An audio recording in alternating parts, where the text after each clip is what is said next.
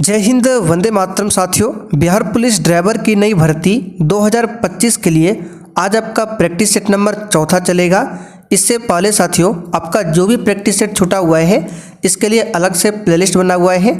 आप लोग चैनल के प्लेलिस्ट में जाकर उन सभी वीडियो को देख सकते हैं। और साथियों, बिहार पुलिस ड्राइवर के लिए ये बिल्कुल न्यू बैच है, तो जिन्होंने अभी तक इस बैच को ज्वाइन नहीं किया है, फटाफट से आप लोग प्ले स्टोर पर जाइए और ये सक्सेस वर्ल्ड MCQ आपको एप्लीकेशन मिल जाएगा, इसको डाउनलोड कर लीजिए। और यहाँ पर आपको बिहार पुलिस ड्राइवर के लिए ये कोर्स मिल जाएगा। इसमें आपको क्या क्या मिलेगा यहाँ पर पढ़ सकते हैं। अधिक जानकारी के लिए ये व्हाट्सअप नंबर दिया गया है, इस पर आप लोग मैसेज कीजिए। तो साथियों, आज का पहला क्वेश्चन देखिए, भारत में वित्तीय आपात की घोषणा अब तक कितनी बार की गई है? चलिए, बहुत ही शानदार क्वेश्चन है, बताइए इसका आंसर क्या होगा। और प्रत्येक स्टूडेंट को नीचे लाइव चैट में अपना अपना आंसर करना है, जिससे आप सभी का प्रॉपर तरीके से रिवीजन हो सके। चलिए बताइए इसका आंसर क्या होगा। ये क्वेश्चन आपका हो चुका है। तो हमने आपको 3 आर्टिकल बताया था, 352 बताया था, 356 बताया था और 360 बताया था। तो 352 में राष्ट्रीय आपात है, 356 में राष्ट्रपति शासन है और 360 में क्या है, वित्तीय आपात है। तो 360 वाला जो वित्तीय आपात है ये भारत में अभी तक एक बार भी लागू नहीं हुआ है, तो यहाँ पर आंसर हो जाएगा कभी नहीं। और 352 की बात करें, ये भारत में अब तक 3 बार लागू हो चुका है। पहली बार 1962 में लागू हुआ था, दूसरी बार 1971 में लागू हुआ था और तीसरी बार 1975 में लागू हुआ था। तो ये डेट पूछा जाता है, इसे ध्यान रखिएगा।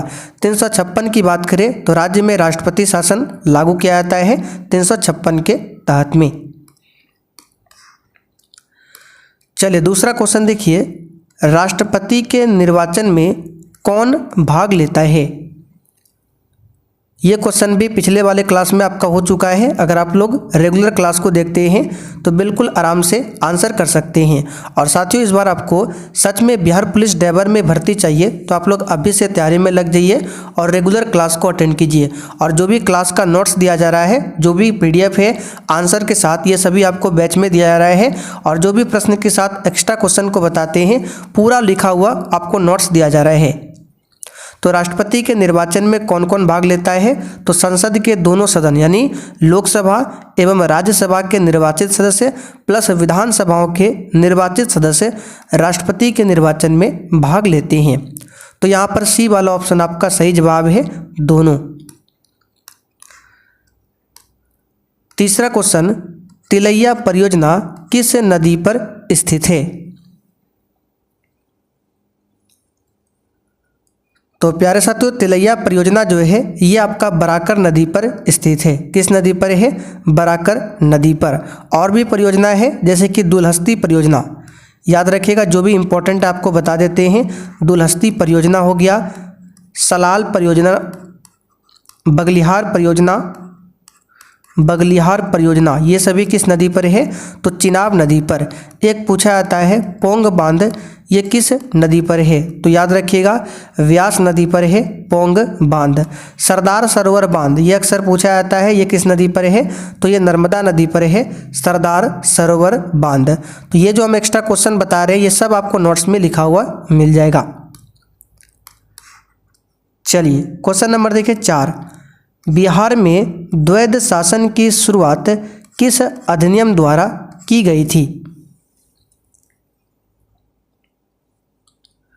बताइए क्वेश्चन 4 के लिए आंसर। और डेली क्लास को अटेंड कीजिएगा। क्लास का टाइमिंग है शाम 7 बजे से, ठीक है।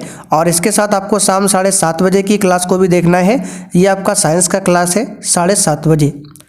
तो बिहार में द्वैध शासन की शुरुआत जो है किस अधिनियम के द्वारा की गई थी? तो इसका आंसर हो जाएगा आपका 1919 के भारत शासन अधिनियम के द्वारा। क्वेश्चन 5, भारतीय मौसम वेधशाला का मुख्यालय कहाँ पर स्थित है?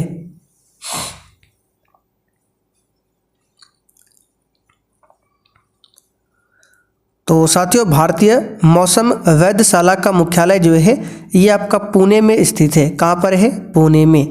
बेंगलुरु को सिलिकॉन सिटी के नाम से जाना जाता है। पूछा जाता है कि इनमें से किस शहर को सिलिकॉन सिटी के नाम से जाना जाता है, तो बेंगलुरु को। चलिए आगे बढ़ते हैं क्वेश्चन नंबर 6। बैक्टीरिया जिसको हिंदी में जीवाणु कहा जाता है, इसकी खोज किसने किया था?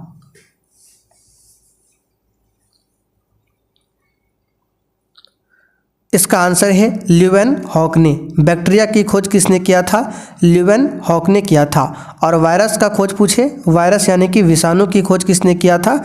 तो याद रखिएगा इवानोवास्की ने। इवानोवास्की ने वायरस की खोज की थी और ल्यूवेनहॉक ने बैक्टीरिया की खोज किया था। चलिए 7वां क्वेश्चन, निम्नलिखित में से कौन भारत की संसद का अंग नहीं है?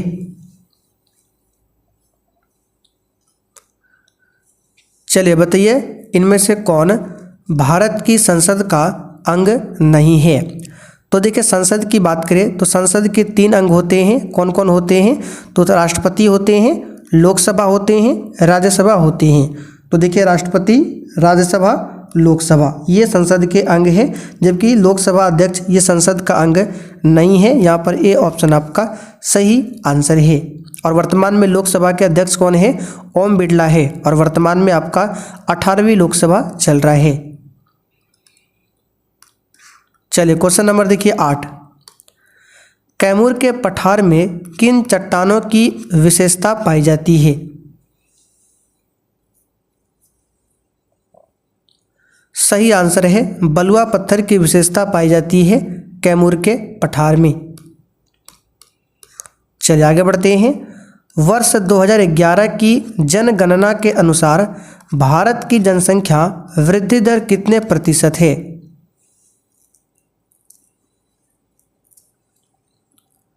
तो 2011 की जनगणना के अनुसार भारत की जनसंख्या वृद्धि दर जो है ये 17.7% है। कितना है? 17.7%। और 2011 की जनगणना के अनुसार पूछे ये भारत में किस राज्य का जो जनसंख्या वृद्धि दर है वो ऋणात्मक रहा था? तो नागालैंड का। एकमात्र ऐसा राज्य है जिसका जनसंख्या वृद्धि दर ऋणात्मक में गया था। आगे देखिए, राज्य मंत्रिपरिषद किसके प्रति उत्तरदायी होती है? अब यहाँ पर ध्यान दीजिए, राज्य मंत्रिपरिषद बोला गया है। वहीं केंद्र की बात करें तो केंद्र में जो मंत्रिपरिषद होता है लोकसभा के प्रति उत्तरदायी होते हैं, लेकिन व्यक्तिगत रूप से पूछे तो राष्ट्रपति के प्रति। उसी प्रकार राज्य की बात करें तो राज्य मंत्रिपरिषद जो होते हैं, जिस प्रकार लोकसभा के प्रति उत्तरदायी होते हैं केंद्र में, उसी प्रकार राज्य में जो मंत्रिपरिषद होते हैं ये विधानसभा के प्रति उत्तरदायी होते हैं। यहाँ पर सी ऑप्शन आपका सही जवाब है। जिस प्रकार से संसद होता है केंद्र में, उसी प्रकार हर राज्य में होता है विधानमंडल। विधानमंडल, ठीक है। संसद में लोकसभा, राज्यसभा होते हैं, तो विधानमंडल में भी आपका विधानसभा और विधान परिषद होता है। लेकिन जो विधान परिषद है, ये विधान परिषद ये सभी राज्यों में नहीं है, ये 6 राज्यों में ही मौजूद है विधान परिषद, ठीक है। इस बात को ध्यान रखिएगा। अब यहाँ से क्वेश्चन बनता है, संसद के बारे में उल्लेख किस आर्टिकल में मिलता है? तो आर्टिकल 79 में। राज्यसभा के बारे में उल्लेख किस में मिलता है? 80 में। लोकसभा के बारे में उल्लेख मिलता है 81 में। तो जिस प्रकार इसमें संसद, राज्यसभा, लोकसभा है, उसी प्रकार विधानमंडल की बात करें तो इसका उल्लेख मिलता है आर्टिकल 168 में। फिर विधान परिषद की बात करें, इसका मिलता है 169 में। और विधानसभा की बात करें तो 170 में। अब यहाँ से क्वेश्चन और बनेगा कि बताइए बिहार में विधानसभा सीटों की संख्या कितनी है? तो याद रखिएगा 243। बिहार में विधान परिषद सीटों की संख्या पूछे 75। बिहार में लोकसभा सीटों की संख्या पूछे 40। बिहार में राज्यसभा सीटों की संख्या पूछे 16। सभी को याद रखिएगा, हालांकि ये सब आपको लिखा हुआ मिल जाएगा। निम्नलिखित में से किस स्थान से मौर्यकालीन स्थापत्य कला के साक्ष्य प्राप्त हुए हैं? तो ये पाटलिपुत्र से भी हुआ है, बराबर से भी हुआ है और राजगीर से भी हुआ है। आंसर हो जाएगा डी वाला ऑप्शन। चलिए, सत्यशोधक समाज की स्थापना किसने किया था?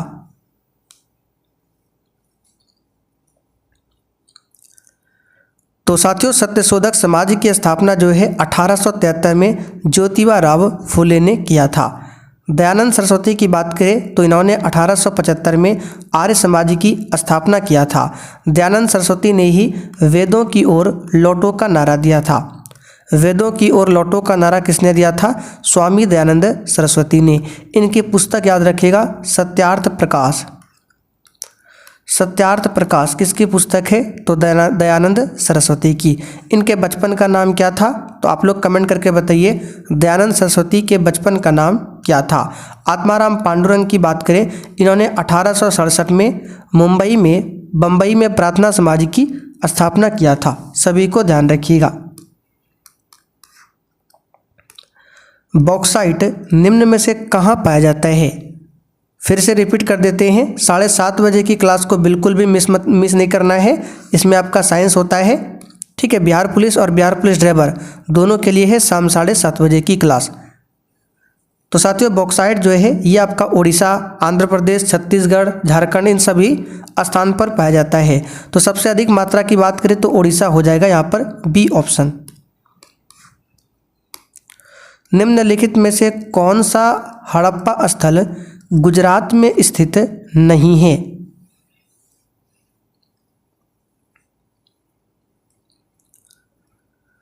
तो 15 नंबर के लिए आंसर आपका हो जाएगा सुत कांगेडोर। ये गुजरात में नहीं है, ये आपका पाकिस्तान में है। बाकी धौलावीरा, रंगपुर, लोथल ये सभी आपको गुजरात में देखने को मिलेगा।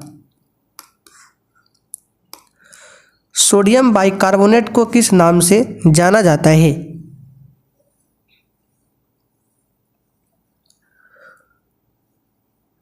तो साथियों, सोडियम बाइकार्बोनेट को बेकिंग सोडा या फिर खाने वाला सोडा भी कहा जाता है। इसका फॉर्मूला होता है NaHCO3। कास्टिक सोडा का NaOH होता है और वॉशिंग सोडा को धोवन सोडा कहा जाता है। इसका रासायनिक नाम होता है सोडियम कार्बोनेट। धान में खैरा रोग किस खनिज की कमी के कारण होता है?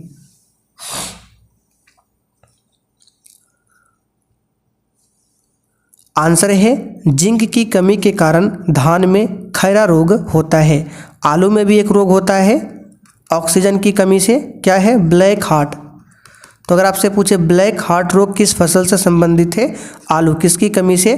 तो ऑक्सीजन की कमी से। नींबू में एक रोग होता है डाइबैक रोग, ये होता है कॉपर की कमी से, तांबे की कमी से नींबू में होता है डाइबैक रोग। इसे ध्यान रखिएगा। किस संगठन ने स्टैचू ऑफ यूनिटी को अपने 8 आश्चर्य में सम्मिलित किया है? स्टैचू ऑफ यूनिटी किसकी प्रतिमा है? तो सरदार वल्लभ भाई पटेल की प्रतिमा है। ये आपको गुजरात में देखने को मिलेगा, नर्मदा नदी के किनारे, ठीक है।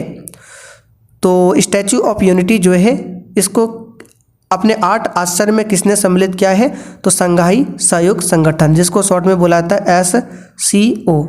बहुत बच्चे हड़बड़ी में यूनेस्को आंसर करते हैं, ये आंसर नहीं होगा। संघाई सहयोग संगठन, इसका हेडक्वार्टर है कहाँ पर? चीन के शहर बीजिंग में, ठीक है। चीन की राजधानी बीजिंग में।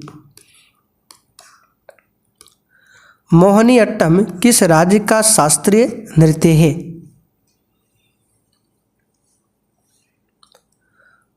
तो साथियों, मोहिनीअट्टम जो है किस राज्य का शास्त्रीय नृत्य है? तो यहाँ पर क्वेश्चन नंबर 19 के लिए आपका आंसर हो जाएगा केरल का। केरल का एक शास्त्रीय नृत्य और है, बता देते हैं, कथकली। कथकली और मोहिनीअट्टम ये दोनों शास्त्रीय नृत्य केरल का हो जाएगा। तमिलनाडु का शास्त्रीय नृत्य क्या है? तो याद रखिएगा भरतनाट्यम या फिर भारतनाट्यम। ये तमिलनाडु का शास्त्रीय नृत्य है। टोटल 8 शास्त्रीय नृत्य है। आंध्र प्रदेश का कुचिपुड़ी है, कुचिपुड़ी, और ओडिशा का ओडिसी, ठीक है। उत्तर प्रदेश का पूछे कथक या फिर उत्तर भारत का कथक। मणिपुरी कहाँ का हो जाएगा? मणिपुर का। एक पूछा जाता है बिहू नृत्य कहाँ का है? तो बिहू लोक नृत्य है जो कि असम का है, ध्यान रखिएगा। नरौरा ताप विद्युत संयंत्र किस राज्य में स्थित है?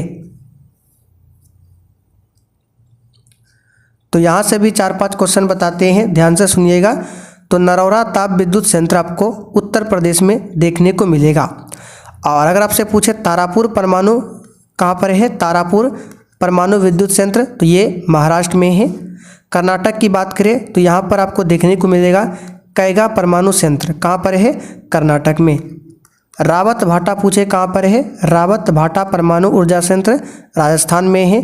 कुडनकुलम पूछा जाता है, कुडनकुलम, कुडनकुलम और कलपक्कम, कलपक्कम ये दोनों कहाँ पर है? तो ये दोनों आपको तमिलनाडु में देखने को मिलेगा, तो सभी को ध्यान रखिएगा। अंबुबाची मेला किस राज्य में आयोजित होता है? सही आंसर है असम में आयोजित होता है अंबुबाची का मेला। असम की राजधानी दिसपुर है और यहाँ पर 2 नेशनल पार्क है, याद रखिएगा, Kaziranga national park, Kaziranga national park और एक मानस नेशनल पार्क, ये दोनों कहाँ पर है? तो असम में है। काजीरंगा नेशनल पार्क जो है एक सींग वाले गेंडे के लिए बहुत ही प्रसिद्ध है। उड़ीसा में याद रखिएगा भितरकनिका है, भितरकनिका ये कहाँ पर है? राष्ट्रीय अभयारण्य उड़ीसा में। सिमलीपाल राष्ट्रीय अभयारण्य पूछे, सिमलीपाल ये भी कहाँ है? तो उड़ीसा में स्थित है। सुंदरवन पूछा जाता है कहाँ पर है? पश्चिम बंगाल में है, ध्यान रखिएगा। विश्व का प्रथम 5G नेटवर्क किस देश ने स्थापित किया है? तो प्रथम 5G नेटवर्क दक्षिण कोरिया ने, यहाँ पर डी ऑप्शन सही है। देश में त्रिस्तरीय पंचायती राज प्रणाली को किस समिति की सिफारिशों पर लागू किया गया था? तो देखिए पंचायती राज की बात करें, पंचायती राज को लागू करने वाला जो भारत का पहला राज्य था वो था आपका कौन? राजस्थान। तो राजस्थान के नागौर शहर, नागौर एक जिला है राजस्थान में, यहीं से पंचायती राज की शुरुआत होती है। ठीक है, उस समय प्रधानमंत्री कौन था? तो पंडित जवाहरलाल नेहरू। तो यहाँ से शुरुआत कब होती है? डेट भी पूछा जाता है। तो 2 अक्टूबर 1959 से पंचायती राज का शुभारंभ होता है। तो राजस्थान पहला राज्य बन जाता है और पंचायती राज को लागू करने वाला दूसरा राज्य पूछे तो दूसरा आंध्र प्रदेश हो जाता है। अच्छा, पंचायती राज को संवैधानिक दर्जा कब मिला था? तो संविधान में एक संशोधन हुआ था 73वां, ये 1992 में हुआ था। इसी के तहत पंचायती राज को संवैधानिक दर्जा मिला था। और ये जो संविधान संशोधन है 73वां, ये लागू कब हुआ था? तो 24 अप्रैल 1993 को पंचायती राज जो है पूरे देश में लागू होता है, इसलिए 24 अप्रैल को हम लोग क्या मनाते हैं? पंचायती राज दिवस मनाते हैं। तो ये जो पंचायती राज के लिए त्रिस्तरीय व्यवस्था है ये दिया था बलवंत राय मेहता समिति ने। इस समिति का गठन हुआ था 1957 में, ध्यान रखिएगा। भारत की राष्ट्रीय आय में किस क्षेत्र का योगदान सबसे कम है? चलिए बताइए 24 के लिए आंसर। और साथियों बैच में जो आपको क्वेश्चन बैंक दिया गया है उसको तैयार कीजिए, ठीक है, उसको अच्छे से आपको तैयार करना है। प्लस जो आपको डेली नोट्स दिया जा रहा है आप लोग उसको भी तैयार कीजिए। तो भारत की राष्ट्रीय आय में सबसे कम योगदान प्राथमिक क्षेत्र का आता है। प्राथमिक क्षेत्र में ही आपका कृषि क्षेत्र आता है, द्वितीय क्षेत्र में औद्योगिक आता है, तृतीय क्षेत्र में सेवा क्षेत्र, यानी सेवा क्षेत्र को ही तृतीय क्षेत्र कहा जाता है। और राष्ट्रीय आय में सबसे अधिक योगदान पूछे तो तृतीय क्षेत्र का होता है। अच्छा, भारत में राष्ट्रीय आय का अनुमान सबसे पहले किसने लगाया था? तो दादा भाई नौरोजी ने, जिसको भारत का वृद्ध पुरुष भी कहा जाता है। खानवा का युद्ध 1527 में हुआ था, तो ये बाबर और किसके मध्य में हुआ था? आंसर है बाबर और किसके बीच में हुआ था? तो याद रखिएगा बाबर और राणा सांगा के मध्य में हुआ था खानवा का युद्ध। फिर 1528 में एक युद्ध होता है, 1528 में चंदेरी का युद्ध। सबसे पहले देखिए 1526 में एक युद्ध होता है पानीपत का प्रथम युद्ध बाबर और इब्राहिम लोदी के बीच में। फिर 1527 में होता है बाबर और राणा सांगा के बीच में खानवा का युद्ध। फिर 1528 में होता है चंदेरी का युद्ध। 1529 में होता है घग्गर का युद्ध या फिर घाघरा का युद्ध 1529 में। तो ये आपको ध्यान रखना है। अंतर्राष्ट्रीय ऊर्जा एजेंसी की स्थापना किस वर्ष की गई थी? सही आंसर है 1900, कब बताइए? 1974 में, ठीक है, 1974 में। चलिए, बिहार के किस झील को पहला सामुदायिक रिजर्व घोषित किया गया है? तो ये है आपका गोगाबिल झील। ये कहाँ पड़ेगा देखने को, तो ये कटिहार में है। कांवर झील पूछा जाता है, ये कहाँ पर है? बेगूसराय में है, ध्यान रखिएगा।